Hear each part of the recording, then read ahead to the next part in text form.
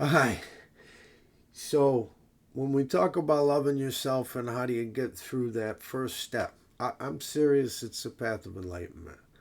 Love yourself genuinely, love others genuinely, done and done. That's how you gotta do. It's insanely hard, but it's only two steps. Um, but the first step in loving yourself is you gotta get the stuff out. What you'll find out is as you start being more, finding yourself more and more, you'll get way more upset about things. The past will start to haunt you, and you won't know why. The reality is, it's because your brain is healing. The trauma effect of not loving yourself in the moment, every moment, starts to ease. You start to file less negative emotions and putting in more positive emotions. And you can cheat. Man, go laugh with somebody. Just for the hell of it. Just go have a laugh. Uh-huh. Take in nature. The good stuff. Take in nature. Sex is a great resource for the energy we're talking about. But don't do it with someone else that you're going to get stressed out about. You know, a great man said the only thing to fear is fear itself, and then kaboom. You know what he was afraid of? He wasn't afraid of the people chasing him. He was afraid of Jackie finding out about Marilyn. It works the same. Your fear level is your fear level, no matter where your fear level comes from, right? That's when the bad stuff happens. When fear gets too high, when anger gets too high, where resentment gets too high, where guilt gets too high, and when the good stuff happens is when happiness gets too high. It's when your positivity gets too high, your hope gets too high, your generosity gets too high, the feeling of goodness, giving without expectation, complimenting for no reason, making someone else smile just because you want to.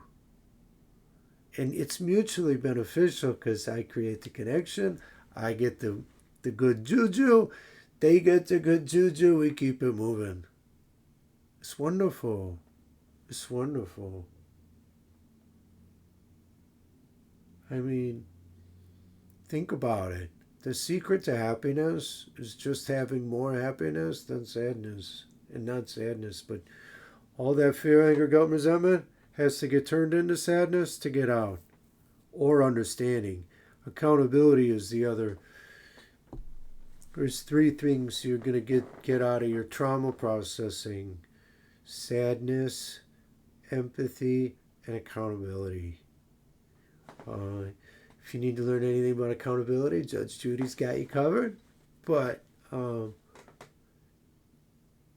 empathy will teach you there's two sides of the coin, and accountability will teach you responsibility. You have more onus in your past than what you want to take on. And really, that's why you don't like yourself. Because when you look back at yourself, you didn't do a good job about something. I don't care what it is. That's what you obsess over. That's what the stressed out, what if I, what if I, what if I, what if I, what if I list running around in your mind comes from. The energy to make that list run in your head at incessant speeds is just your fear, anger, guilt, and resentment about yourself. You're carrying it in your brain. I know I don't want to go too much into details on me about some stuff, but I want to say I'm sure plenty of people think that they're empathetic or accountable. I haven't seen too many people. Empathy and accountability is how you get through life, really. That's how that's how you find understanding and perspective. And once you find your perspective, and this is critical, once you find your perspective aligning, it's easier in the moment. So once you realize anger ain't going to get you anywhere, because as you start reducing your anger levels and your happiness meter goes up, believe me, you start noticing the difference immediately. Your vitality will go up. It's like a negative ion charge and a positive ion charge. One makes you feel real good and one makes you feel real bad. You choose. We only control our reactions, is what we always say. But understand your reaction is generating a nugget of energy. And based on what your reaction is, we're all connected. So it means the world to me that we can start understanding what I'm saying, because your negative energy is our negative energy. My negative energy is our negative energy. If any emotion that gets overburdened by one person, I said Walt Disney made such happiness for everybody. That's true. That is like dumping how many millions of emotions into the bucket that are so delighted and happy and joyful and appreciative and magical. It's a lot of emotions into our data population that I speak of, right? That's good news.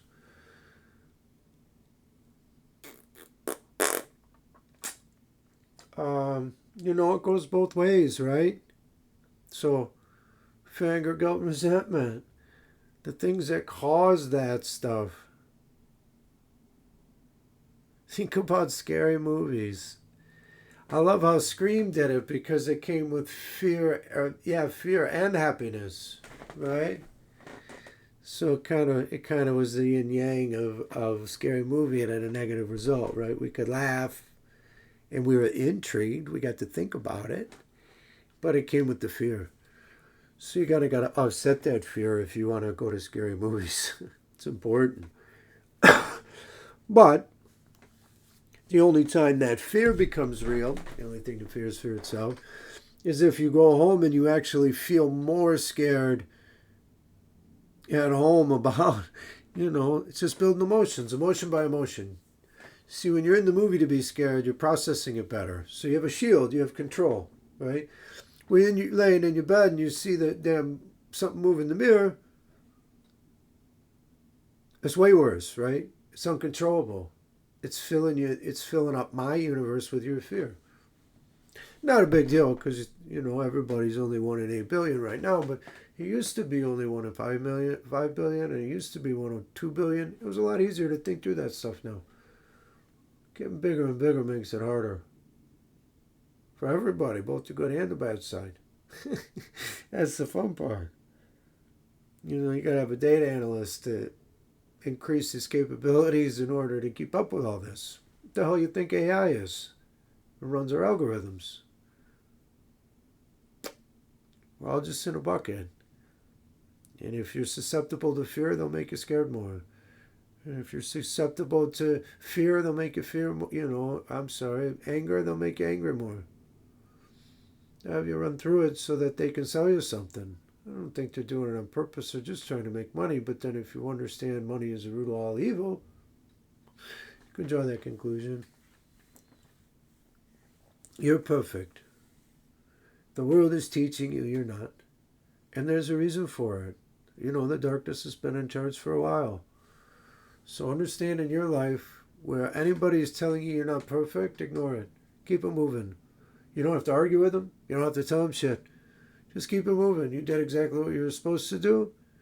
And then in your downtime, where you want to sit and concentrate on something, but make sure, another thing I mentioned, but a cheater code to create good energy is to take in nature. It's just like happiness. It has the same power, let's say, as happiness and laughter. Taking in nature, appreciating God's creation gives you the same energy as happiness. And so that's another emotion to work on. And understand the more of those emotions you have, the easier this will get. So as your happiness meter goes up and up and up, life gets easier. It's not as hard. So you can get through more stuff. And as you heal, you're going to learn more about that back stuff. You want to make sure you're doing something you love to do. I work on spreadsheets, I color, Um, fantasy sports, whatever. You go do something you love to do and think about the hard stuff and prepare yourself because it could really, really knock you down. But you survived every moment so far. What's the difference about this one? You got it. Keep it moving. I have faith in you and I know you'll succeed.